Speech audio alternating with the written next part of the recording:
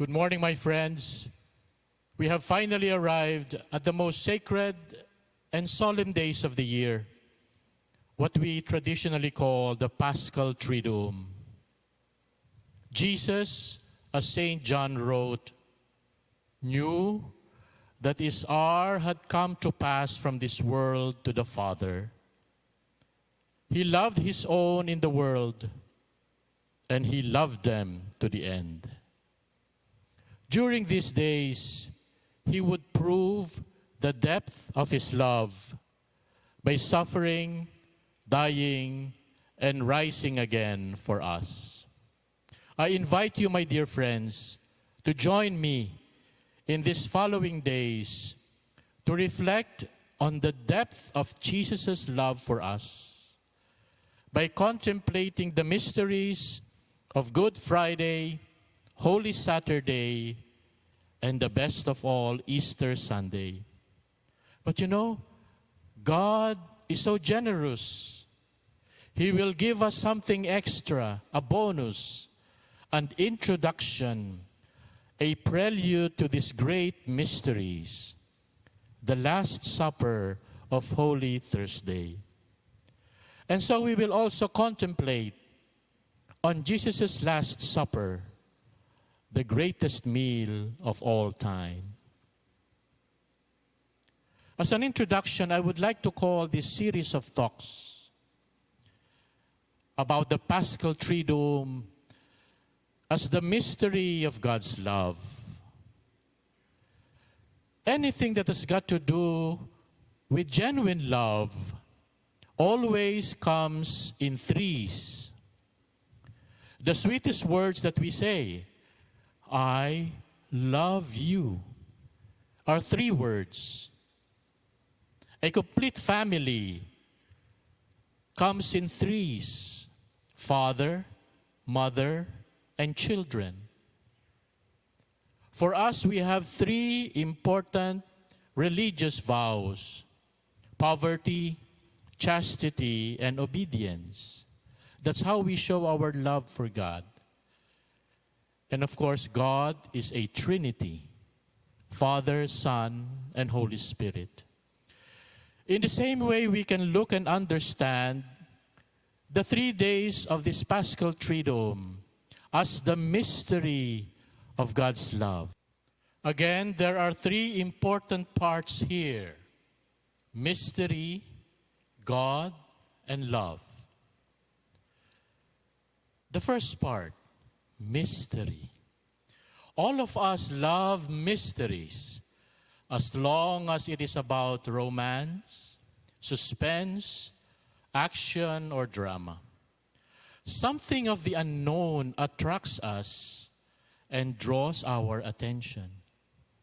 Our world is full of mysteries and mysterious people, events and places, and we never run out of curiosity and eagerness to get to the bottom of these mysteries. One of my favorite channels is the History Channel. And now they are airing a series called Mysteries of the Unexplained. It's so interesting. The mystery attracts you. The mystery draws you to find out what is the answer to this mystery.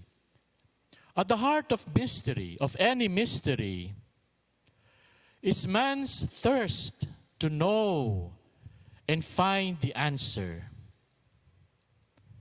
to know the truth. We all want to know, and to know what is the real thing. For example, what is happening today amidst this pandemic of COVID-19? Why is the United States so skeptical about the speedy recovery of the city of Wuhan? It is now COVID-19 free. And why were there no other cities in China affected except Hubei province? While this pandemic has already spread all over the world. Has China really recovered and stopped the disease on its borders from spreading? Or are there answers, facts, data still to be revealed? Mystery. Because God has given us this gift of intelligence, we feel unfulfilled if that part of us is refused to be given what we want to know, what we need to know. There is always that yearning to know anything unknown in our lives. One of our greatest questions is, I need to know. I was always bothered in my personal experience why I'm so attracted to certain kinds of women. And then I realized that my mother had a miscarriage that should have been her fourth child. And she knew that it was a girl. So deep in my heart, I was feeling that I was attracted to a certain kind of women because I was longing for my miscarried sister. I should have been told that I could have had a sister. I need to know what happened. And that is the answer that all of us, that is the question that all of us must answer. From the first moment of a person's life, modern technology allows the parents to know already their baby, who is going to be, whether it's a boy or a girl. Before, it is enough for the parents to know that they are pregnant. But nowadays, through technology, they can find out how it happens, the process of getting pregnant, of the baby growing in your womb, and finally being born. For example, you dear parents of teenage girls, you want to know who they are going out with and what do they do in their dates. And for some of you, even when your children are already married and have their own families, we continue to find out what are their needs and problems. Maybe we want to help them, or is it a case of curiosity? Nakikiusyoso tayo sa buhay ng ating mga anak. But you know, what is the real heart of our quest to penetrate the mysteries and unknown in our lives? It is the desire to control, to exercise our skill to manipulate, to be the master of everything. And hand in hand with this desire is the fear of losing control. We want to control and manipulate things and people.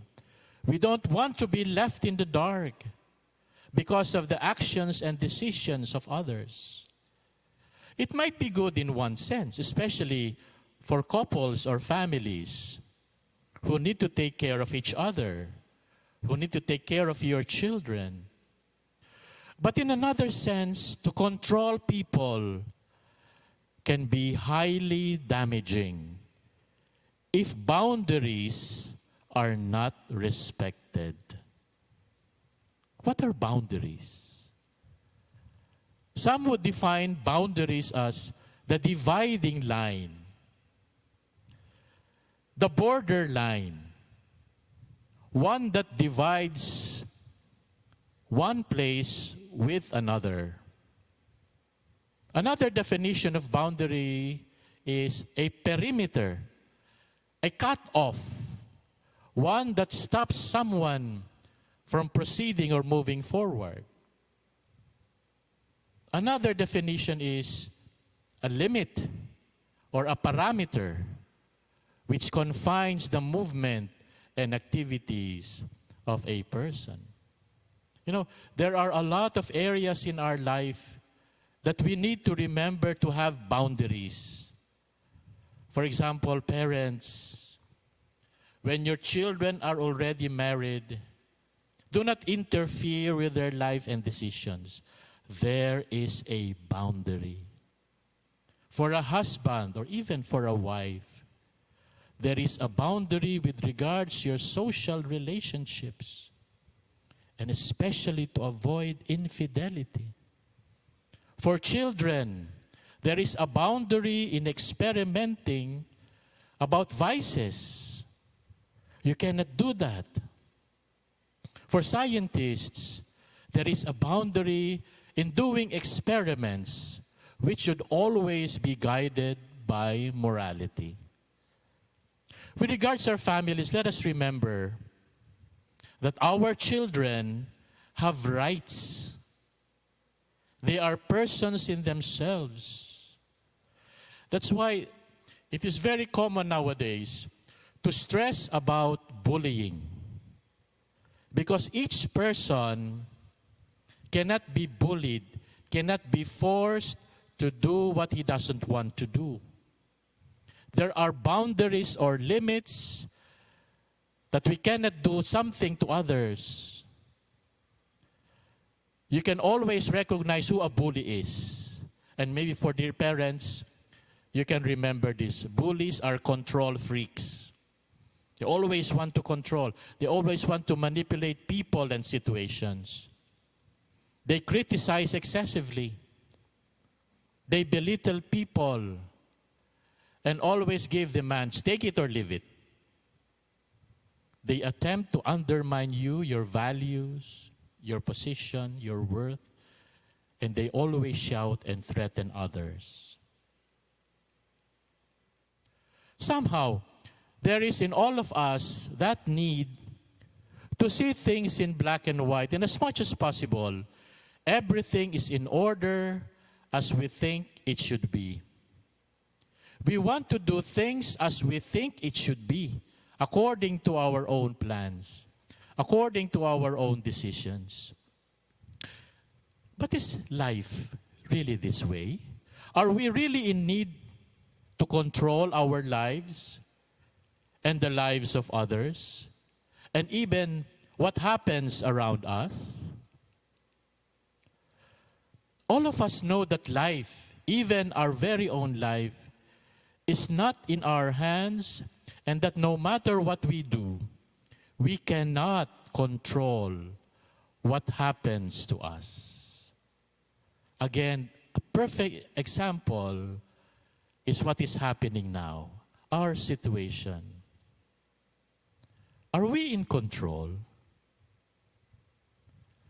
Our money, our wealth, our power, our abilities, do they control our lives now against the tiniest of organism, a virus? This is one of the givens in life, that life is imperfect and things will always go wrong. Problems and big problems begin when we cannot accept this reality. Let me repeat that. One of the givens in life is there is nothing perfect. No plans will go perfectly right. Things will always go wrong. And unless we accept it, this fact, we will have problems in our life. Life is a mystery. And the sooner and easier we open ourselves to this mysterious reality of life, the lighter and less stress we will encounter.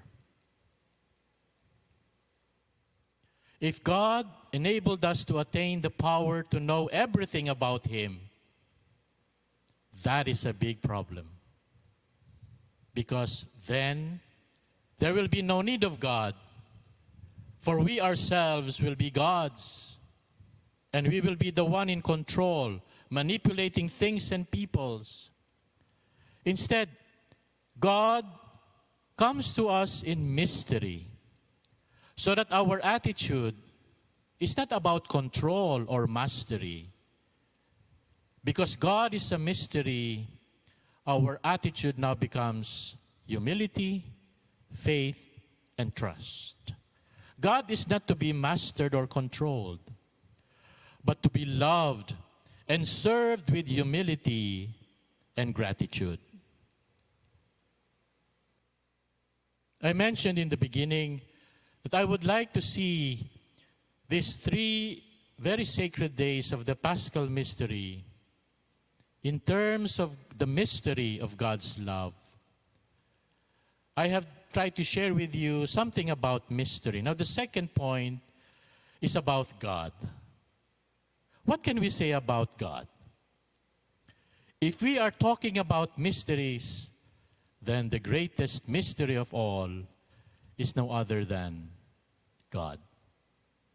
We simply cannot know and even pretend to know anything and everything about God unless we get help from God Himself. Consider the gods of the other great religions: Buddhism, Islam, Hinduism, Chinese religion, or Taoism. Their idea of God or a supreme being or force is either a man who was transformed into something supernatural, like Buddha or Confucius, or he is created by man, like a philosophy or a way of life, like the religion of India and Taoism. There is much secrecy when it comes to matters pertaining to their gods. We humans who follow these religions are not allowed to know anything about them. And the more we are ignorant, the better. So we keep on asking, what is God's real name? Where did He come from? How did He evolve to be God? All religions who created their own gods accept the fact that they must be pleased and worshipped in order to have good relations with man. You should please your God. You should serve your God so that you can ask favors from Him. To have good relations with your God, you have to do something first to please Him and make Him feel good. Man can only survive if he maintains peace and harmony with his God and not make Him angry or satisfied. In short, the gods of most religions demand something to be done to them and for them. So some people in many religions, they offer incense, they offer food. In ancient times, they even offer people what they call child sacrifice. They memorize the whole text in a book. And so many other things. They do it to please their God. So you see, if this is the kind of God that we Christians have, then there is no difference the way we treat another person. So for example, children, if you want to get a favor from your parents, you behave. You obey them, you clean the house. For an employee, if you want to please your boss to get a raise, you submit your project promptly and according to the deadline. If you are a government official, you don't displease the president. If you are a slave, you are at the beck and mercy of your master. So this kind of relationship is what we do if we have these kinds of gods, to please them in order to attain good relations. Instead, the God of Jesus Christ is Father and Creator, from which everything comes and begins. We call Him Creator because everything comes from Him. Everything begins with Him. And because of this, because of Jesus Christ, God, our Creator, is actually a Father.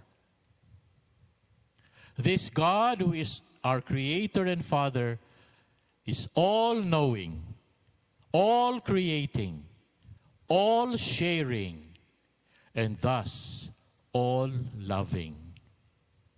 And this knowing and sharing constantly begets the Son who exists with God from the very beginning. Now I am trying to explain already our doctrine about the Trinity, which might be a bit difficult.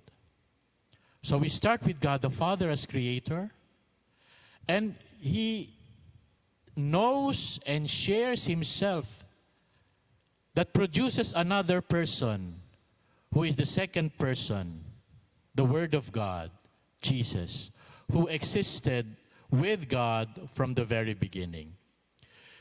If the Father is all creating and sharing itself, the Son in the same manner is all accepting and all receiving and also returning and loving. So there is this cycle of giving, sharing, receiving, and returning with God the Father and the Son.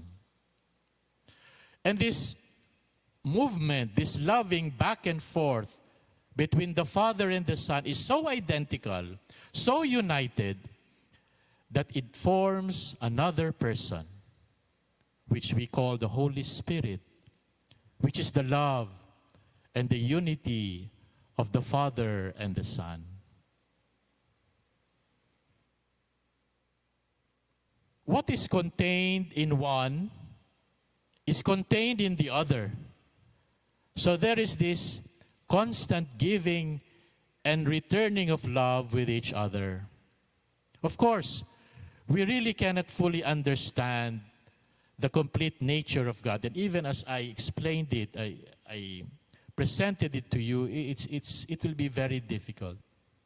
In fact, I was having difficulty in choosing words. Our words are so limited that we don't know if they can evenly describe correctly who and what God is. But at least, unlike in the other human religions who keep secrets, we are not kept in the dark. The other religions want to keep as much secrets about their God as much as possible, because that is the nature of their gods. Unknowable, untouchable, unreachable. But our God, this Trinity of our God, owing to their nature of always giving and sharing, have to share themselves out of themselves. And that sharing, that going out of themselves began when they created the world and man, to be able to share themselves with something and with someone. This is the first great difference between the ancient gods and some modern gods and our Christian God. Our God reveals Himself in a constant manner from all eternity. Even the nature that I just described about the relationships of the Trinity comes from the self-revelation of God. Man cannot know anything about God. It has to take God's initiative to reveal something about God and man. And from the Bible, we know that this is what happened. God was always the one taking the initiative, the first step, the first move to reveal something to man and to create something good for man. Throughout the entire Bible, there are so many instances of God giving something of himself to man. We began with creation.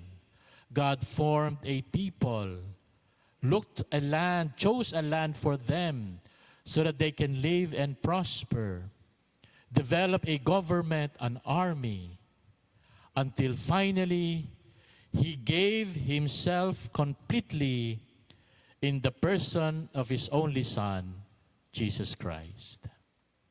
So you see, our God is a God of knowledge and revelation, and not of secrets.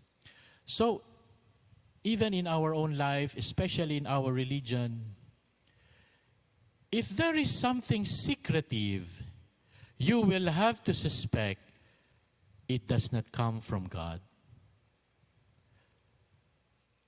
A few years ago, we had this great problem, especially in the States and in Europe, about the sex scandals. Priests, ministers abusing young people. They kept it secret for a long time. They were hiding it. So, in terms of secrets, God is not there. Because God is always a God of revelation. He wants to share. He wants to give. He wants to be always himself. God always wants us to know about himself, his plans, and so he sent us his word. And the word was made flesh. And from the moment that God came into our history and took our very nature, the idea of God completely changed. And we have seen and read in the Gospels, because of Jesus, we now know that our God is not someone we have always to please and worship and serve. The opposite is true. It is God in Jesus Christ who has come in order to please us and serve us. I came not to be served, but to serve and to give my life as a ransom for the many. So the relationship between God and man will not depend now on mechanical performance of duty, but on knowing the will of God and humbly obeying it. Because Jesus gave us the example of love, the relationship of man with God ultimately depends on God's love for us and our love for God. This God, who is all-giving, who gave up himself to die in our place so that we can live, this is the mystery we call God. The third part of that mystery of God's love is about love. In the same way that our knowledge of God must come from him, the love of God must be shown by him. We have absolutely no idea about the love of God for us unless he himself will show it to us. When we speak of love, we can mean many things. Love is the one word in the English language that has been so much used and abused. It is used practically in everything, so much so that we don't know what it means or what we mean by it. You use it for everything. I love my dog. I love my radio. I love my computer. I love my car, and so on. But what do you mean by that? Love.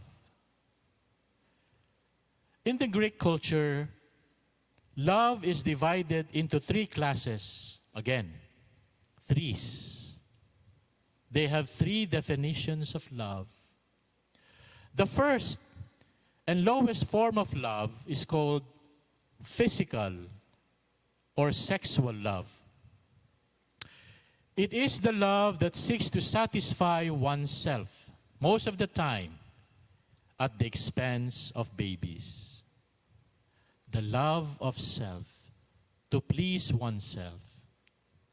When babies cry, they cry so that they can receive comfort, so that they can receive food, so that they can receive affection.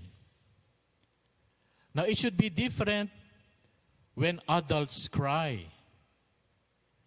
They are not asking anymore for comfort, for food, or affection. Otherwise, they are actually babies still. The first kind of love, it is the love that seeks to satisfy the needs and urges of the body, pleasuring our sexual organs, or anything that pleases the body. So the senses, food, and all sorts of things that pleases the body. It is the love that seeks immediate satisfaction and rebels when denied or interrupted. If a person only remains in physical love, he remains immature. He doesn't grow up to become a real person. Why? Because if this is the kind of love that he has, there is very little difference between sexual gratification and the mating of animals. If we love only to satisfy ourselves, we are no different from animals. In a sense, sexual love is meant to preserve the human species, if that is our idea of love. In the negative sense, this is a selfish kind of love, because most of the time, it tends to use another person for the satisfaction of one person. Ginagamit natin ng ibang tao para sa ating kaligayahan, para sa ating kaginhawahan. Ang tao hindi ginagamit. Mga kasangkapan, ginagamit natin yan. Pero ang tao, ginagalang natin, minamahal natin. Now, there's the second kind of love, according to the Greek culture. The second classification of love is the love of a friend or friendship. Now, this type of love is higher than physical love because now it looks to the other person, not just to oneself. Most of the time, in this kind of love, emotions and feelings play a major role. And these feelings of affection and caring happens because there is already a kind of sharing that happens, a kind of giving that happens when you love another person as a friend. One gives and the other receives, and vice versa. So, you give kind words, loving words, so you can hear kind words. Binabati mo siya, sinusulatan mo, nililigawan mo. Meron kayong PDA. I really don't know what is the modern term now. I still use PDA. No? That you can know my age by using that, by me using that. Ngayon, sa panahon ng social distancing, di na pwede ang PDA. Elbow bump na lang. Kurap-kurap. Tango-tango. That is our receiving and giving of affection. So, this kind of love is an improvement from the first kind of love, which is only one way, going to myself. In this kind of love, the love of friendship, there is openness. So the movement is two ways. Myself, going back to the other. But yet again, since this love is based on emotions, it is still unstable and imperfect. That's why we can still call it immature and can easily fall back into selfish kind of love. So sometimes it happens, you will say, if you don't make me happy, I won't make you happy. If you don't do this to me, if you don't do this to me, I will not do this to you. When emotions are there also comes tampuhan, inggitan, regrets, at sama ng loob. So, in a way, if this love is not properly cultivated, it can lead to a selfish kind of love, like the physical love that we have talked about in the first part.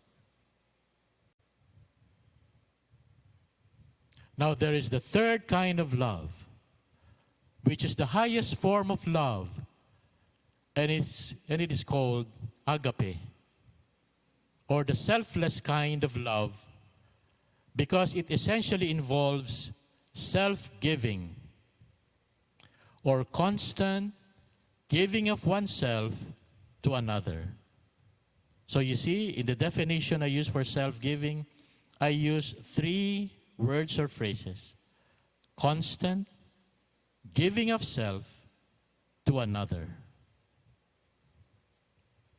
This is the highest form of love because it describes what real love is all about.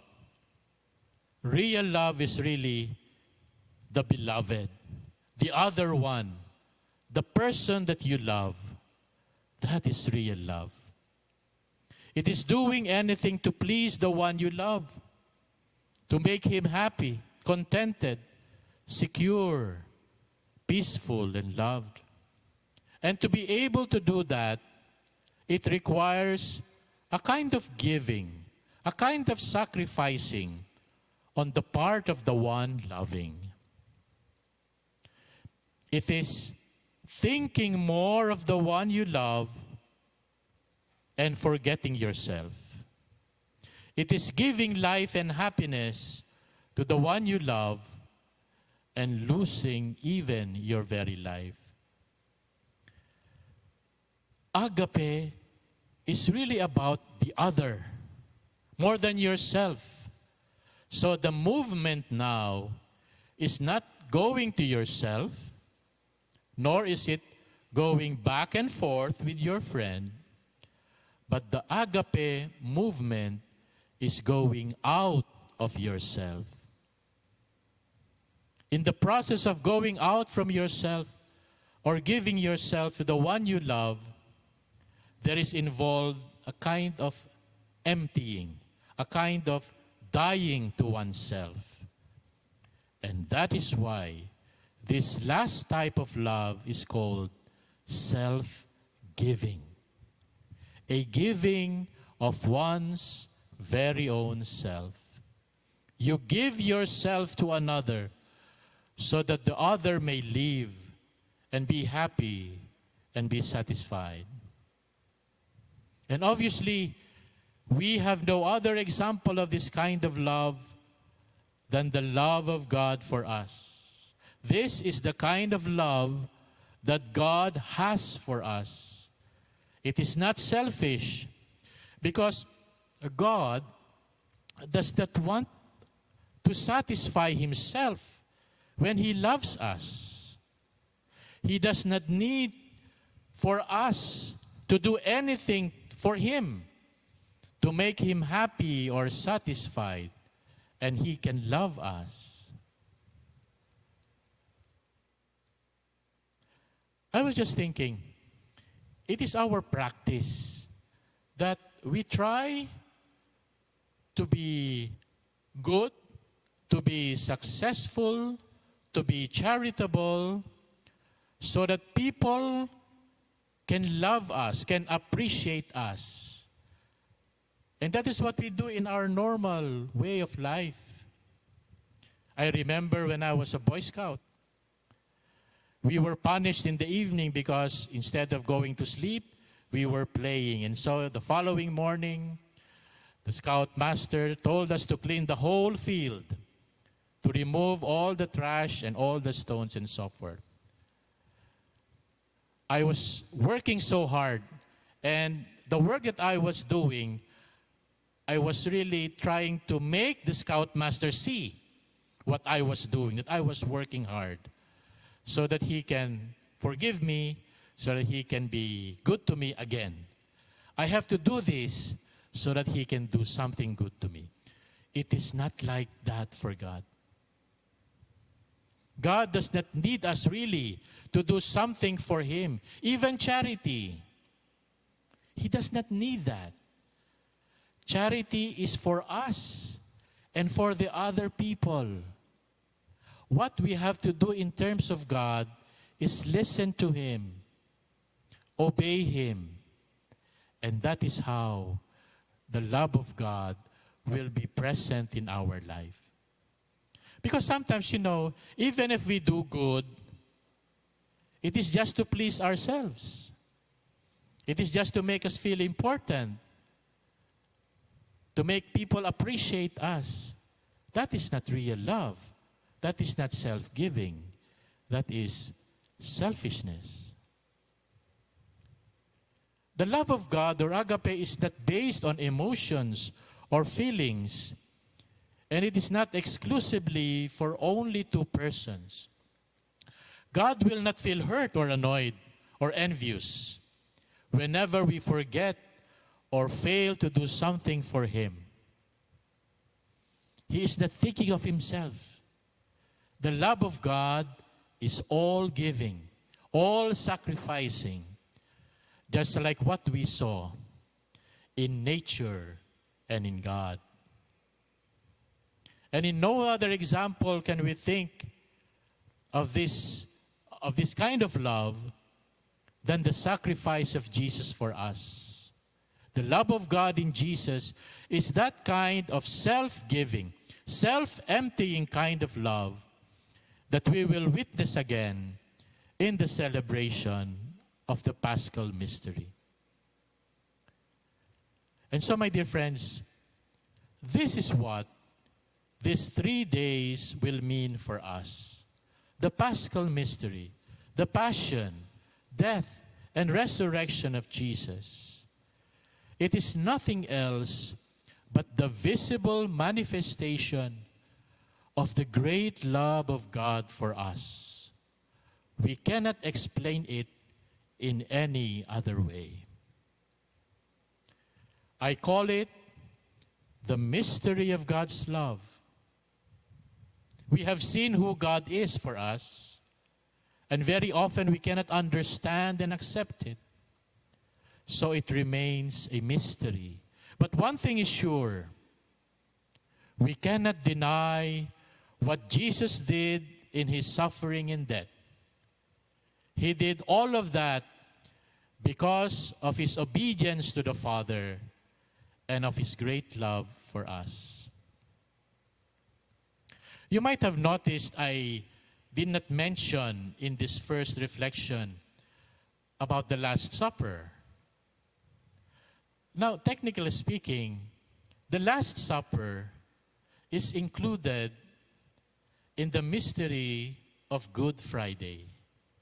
And so I will explain and include the reflection on the Last Supper on our reflection tomorrow when we look at and meditate on the beautiful mystery of Good Friday.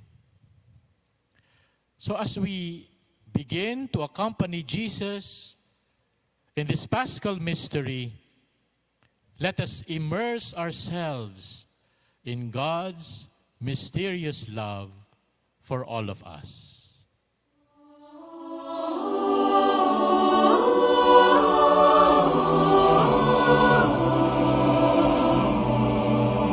My dear friends, we have finished our first reflection as we start the Paschal Mystery.